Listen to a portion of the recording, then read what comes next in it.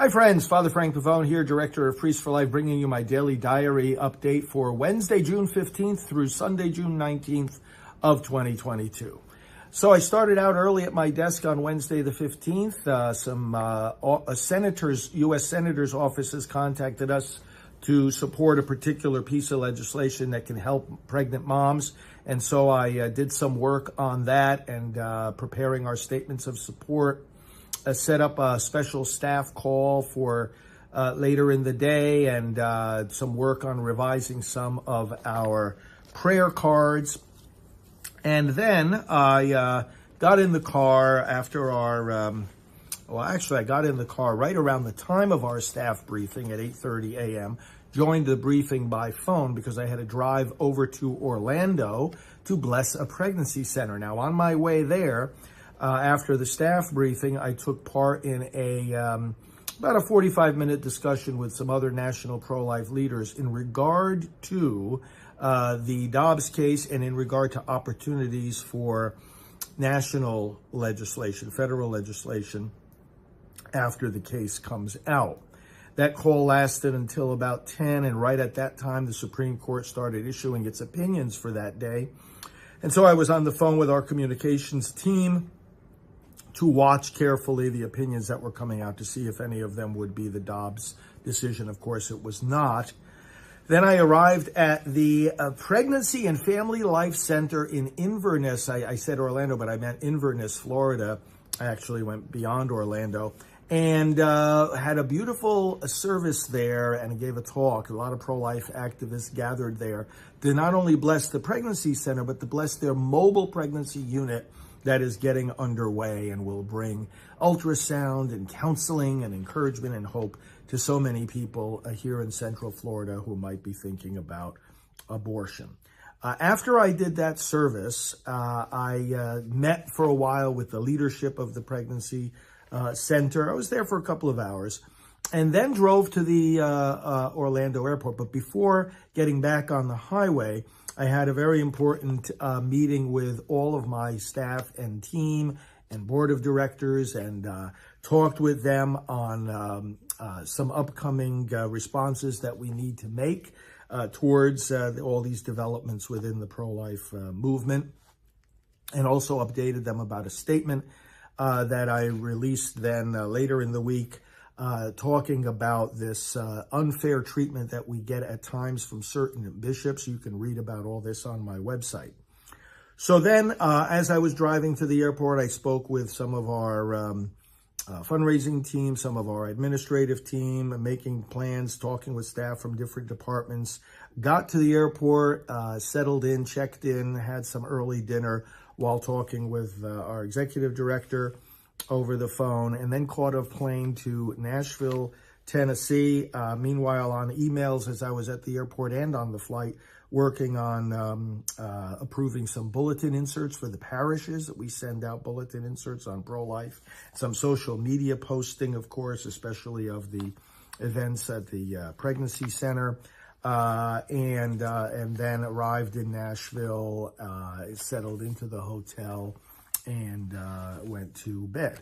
That was Wednesday the 15th. Thursday the 16th, I was, the reason I was in Nashville, by the way, was the Road to Majority Conference. This is a political action conference put together by Ralph Reed of the Faith and Freedom Coalition.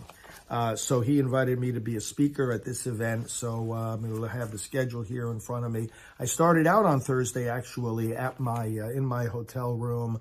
I had to do some early emails in regard to our texting service. Some people like to receive text messages from us, and so we're upgrading that.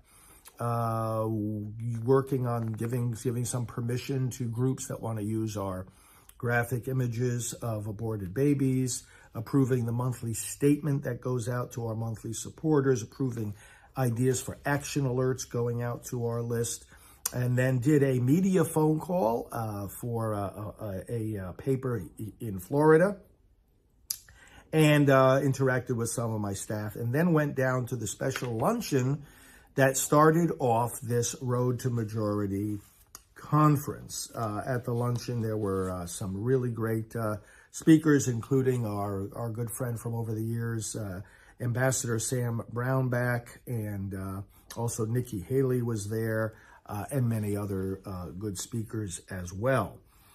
Interacted with the people, greeted them, and went over to the exhibit hall and also to Radio Row. In other words, the different media outlets that had their booths set up and they were doing live broadcasting. I was interviewed by a group called Women Impacting the Nation. Did some other interviews as well. A lot of times at these conferences, reporters are walking around looking for commentary, and so I did many of those sort of spur of the moment, on the spot interviews. Went back up to my hotel room for a 2:45 Zoom call with the Attorney General and Solicitor General of Mississippi. Solicitor Scott Stewart argued the Dobbs case before the Supreme Court. And of course, the Attorney General is the one primarily responsible for defending Mississippi's law, which is at issue in the Dobbs case. Had a briefing with them and other pro-life leaders just to talk about where things stand at the present time. When that call was finished, I caught up on more emails, planning for Radio Maria broadcasts, for upcoming trips, and for a special email blast that we're sending out to Catholic publishers all over the country. And after doing that work at my desk, got on the phone for another interview with a reporter from LifeSite News that wanted my comments on a number of things. And then after that, went back to down to a network with a little bit more with the people attending the conference, and then had the conclusion of the day in that particular way. Now, on Friday the 17th, the day started early with, again, some email work, looking at improvements to our website, working, of course, with our website department. We're constantly interacting, working to get out the word of some people who were praying at the Supreme Court, some of our colleagues, and they were reporting on the demonic activity that they have seen there during these weeks leading up to the Dobbs decision. I worked on the broadcast schedule, on content planning for more broadcasting, on renewal of our trademarks, and I released that public statement that I referred to a little while ago about cancel culture, even in the church. People trying to tell priests like me to shut up. That's not exactly going to work. I participated in the conference. That all of this that I mentioned to you now was very early in the morning. And I participated in the conference, Road to Majority, listening to key speakers, including Senator Tim Scott, Lieutenant Governor Mark Robinson, North Carolina, various senators, representatives, Paula White Kane, spiritual advisor to President Trump, and listening to and interacting with these people all through the course of the morning into the afternoon, when we welcomed President Donald Trump. And he came and he gave a fantastic address and talked about the spiritual battle that we are in. Greeting all the different people that were there, doing radio and other interviews, then brought me to the late afternoon where I had to go back up to my room. I had to send some remarks to certain reporters via email that they were requesting my comments. Talked with our vice chairman, phone call update with him. Then went back into the media area. I had a 6:15 p.m.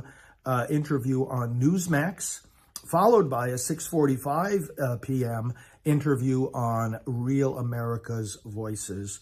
And we were talking again about the conference, and caught up with some other of my administrative team that night, and that concluded Friday. And then I went to the evening session of the conference, which is a filming of a new pro-life movie called Life Mark, and it's about the true story of a young man in Louisiana who was adopted, and I know him and I know his birth mother, and the film is a shorter version of it was released some years ago called I Lived on Parker Avenue, and now this is a full-length movie about it. Very good. It's not in its absolutely final form yet, but it is really, really good and will be released September the 9th. That was Friday the 17th. Saturday the 18th. Up early and again, interacting, started with a radio interview downstairs after I had breakfast, an 8:15 radio interview, and then interacting with all the people. The speakers went into the green room, saw Judge Janine Pirro, had some conversation with her, was with Kayleigh McEnany, had some discussion with her, gave her a blessing. She's pregnant right now. Herschel Walker, running for Senate in Georgia, said hello to him. Various people like this. Pastor Robert Jeffress was there, and it was the day also for me to give my talk. So I spoke to the gathering in mid-morning on Saturday. They were really fired up, and shared with them updates about abortion and also about the need for the church to speak into the realm of politics, as some of our church leaders still don't seem to know how to do. And then we had a special session, a pro-life session, one of the breakouts about the Dobbs case and its implications, and continued working and networking with all these people all throughout the rest of the day. And then in the evening, there was the Patriots Gala. Former Secretary of State Mike Pompeo was honored, as well as former Speaker of the House Newt Gingrich. So we were able to honor them and bring the conference to a beautiful conclusion on Saturday night. Then, Sunday the 19th, I got up early, did various packing up to leave the conference, had an early breakfast, got a ride to the airport, flew back here, worked on the plane on various emails and updates and interaction with staff and approval of press releases and plans for upcoming trips. Got to the airport, drove back to my office, and then spent the afternoon unpacking and just preparing for the taping of spots and various other tapings and meetings that I'll be having this week. And then had a Sunday early dinner with our executive director and a number of other key people at Priests for Life over at her house, and that was the conclusion of the day. Came back here, did some quiet work at my desk, and finished the day. So that's the Daily Diary Update, June the 15th to 19th of 2020.